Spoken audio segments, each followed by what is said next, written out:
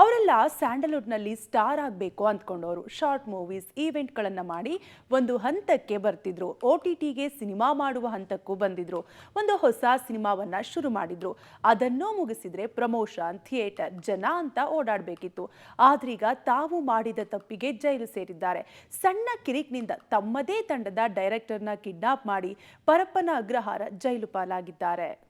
Cinema ವಿಷಯದಲ್ಲಿ ಕಿರಿಕ್, ನಿರ್ದೇಶಕನನ್ನೇ kidnap, ಮನಬಂದಂತೆ ಥಳಿಸಿ ಚಿನ್ನಾಭರಣ ದೋಚಿದ ಗ್ಯಾಂಗ್, ಡೈರೆಕ್ಟರ್ನ ಕಿಡ್ನಾಪ್ ಮಾಡಿದ್ದ 11 ಜನರು ಅರೆಸ್ಟ್. ಹೌದು, ಸಿನಿಮಾ ನಿರ್ದೇಶಕನೊಬ್ಬನನ್ನ ಕಿಡ್ನಾಪ್ ಮಾಡಿ ಮನಬಂದಂತೆ ಹಲ್ಲೆ ಮಾಡಿದ್ದಾರೆ. ಅಲ್ಲದೆ ಆತನ ಬಳಿ ಇದ್ದ ಚಿನ್ನಾಭರಣ, ನಗದು ದೋಚಿದ್ದ 11 ಜನರ ಗ್ಯಾಂಗ್ ಅನ್ನ ಆಡುಗೋಡಿ ಪೊಲೀಸರು ಅರೆಸ್ಟ್ ಮಾಡಿದ್ದಾರೆ. ದುನಿಯಾ ವಿಜಯ್ ಅಭಿನಯದ ಭೀಮಾ ಸಿನಿಮಾದಲ್ಲಿ ನಟಿಸಿದ್ದ ನಟಿಯೋರ್ವಳು ಸೇರಿ 11 ಜನರನ್ನ ಬಂಧಿಸಿ ಜೈಲ್ಗಟ್ಟಿದ್ದಾರೆ. ಅಂದ ಹಾಗೆ ಈ ಗ್ಯಾಂಗ್ನಿಂದ ಕಿಡ್ನಾಪ್ ಆಗಿದ್ದ ನಿರ್ದೇಶಕ ಈತನೇ ನೋಡಿ. ಈತನ ಹೆಸರು ಅನೀಶ್ ಅಂತ. ಭರವಸೆಯ ಜೀವನ ಎಂಬ ಶಾರ್ಟ್ ಮೂವಿಗಳನ್ನ ನಿರ್ದೇಶನ ಮಾಡಿದ್ದ. ಈತನ ಜೊತೆ ಒಂದು ತಂಡವೂ ಇತ್ತು. ಇವೆಂಟ್ಗಳನ್ನ ನಡೆಸ್ತಾ ಇದ್ದ ಆಶೀರ್ವಾದ್ ಎಂಬಾತ ಹಾಗೂ ದುನಿಯಾ ವಿಜಯ್ ಭೀಮಾ ಸಿನಿಮಾದಲ್ಲಿ ನಟಿಸಿದ ಐಶ್ವರ್ಯ ಸೇರಿ 11 ಜನ ಒಂದು ತಂಡ ಆಗಿದ್ರು. ಎಲ್ರಿಗೂ ಸಿನಿಮಾ ಮಾಡಬೇಕು, ಸ್ಟ್ಯಾಂಡ್ ಆಗಬೇಕು ಅನ್ನೋ ಛಲ ಹೊಂದಿದ್ರು. ಎಲ್ಲರದ್ದೂ ಒಂದೇ ಕನಸಾಗಿರೋದ್ರಿಂದ ಕೈ ಜೋಡಿಸಿದ್ರು. ಹೊಸ ಸಿನಿಮಾ ಮಾಡೋಕ್ಕೂ ತಯಾರಿ ಮಾಡಿದ್ರು. ಜೀವನದ ಭಾಷೆ ಎಂಬ ಸಿನಿಮಾವನ್ನ ಕೂಡ ಶುರು ಮಾಡಿದ್ರು.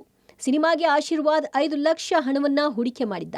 ಆಕ್ಟಿಂಗ್ ಇಷ್ಟ ಅಂತ ಹೂಡಿಕೆ ಅಷ್ಟೇ ಅಲ್ಲ, ನಂಗೆ ಕ್ಯಾರೆಕ್ಟರ್ ಬೇಕು ಅಂತ ಆಶೀರ್ವಾದ್ ತಿಳಿಸಿದ್ದ.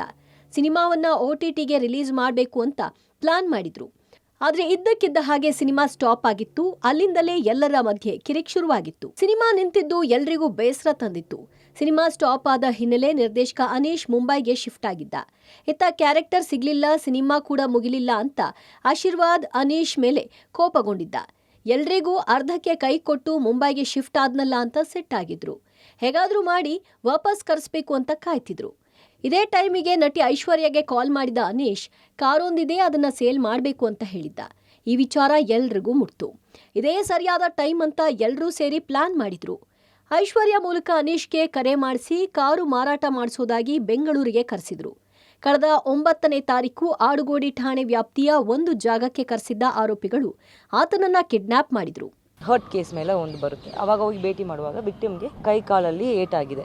ನಮಗೆ ವಿಕ್ಟಿಮ್ ಇದ್ದಾರೆ, ಅವರು ಒಂದು ಮೂವಿ ಡೈರೆಕ್ಟರ್. ಅವ್ರು ಯೂಟ್ಯೂಬ್ ಚಾನಲ್ಸ್ ಮತ್ತು ಬೇರೆ ಕಡೆ ಎಲ್ಲ ಮೂವೀಸ್ ಮಾಡಿದ್ದಾರೆ. ಬಟ್ ಕೆಲವೊಂದು ಮೂವಿ ಅಂತೂ ಇನ್ನೂ ರಿಲೀಸ್ ಆಗಿಲ್ಲ, ಫಸ್ಟ್ ಯೂಟ್ಯೂಬ್ ರಿಲೀಸ್ ಮಾಡ್ತಾರೆ. ಈ ಸಂಬಂಧಪಟ್ಟಂಗೆ ಅವ್ರಿಗೆ ದುಡ್ಡಿನ ವ್ಯವಹಾರದಲ್ಲಿ ಅವರು ಎಲ್ಲರೂ ಪರಿಚಯ ಇದ್ದವರೇ. ಸ್ವಲ್ಪ ಮಧ್ಯದಲ್ಲಿ ದುಡ್ಡು ಕೇಳೋ ವಿಚಾರದಲ್ಲಿ ಅವರಿಬ್ಬರಿಗೂ ಗಲಾಟೆ ಆಗುತ್ತೆ. ತಿರ್ಗಾ ಇನ್ನೊಬ್ರು ಮಾಡೆಲ್ ಇರ್ತಾರೆ, ಅವ್ರು ಕರ್ಕೊಂಡು ಅವ್ರನ್ನು ಕರೆಸಿ ಅವ್ರಿಗೆ ಕರೆಸ್ತಾರೆ. ಅವ್ರಿಗೆ ಒಂದು ನೆಪದಲ್ಲಿ ಬೆಂಗಳೂರಿಗೆ ಕರೆಸ್ತಾರೆ.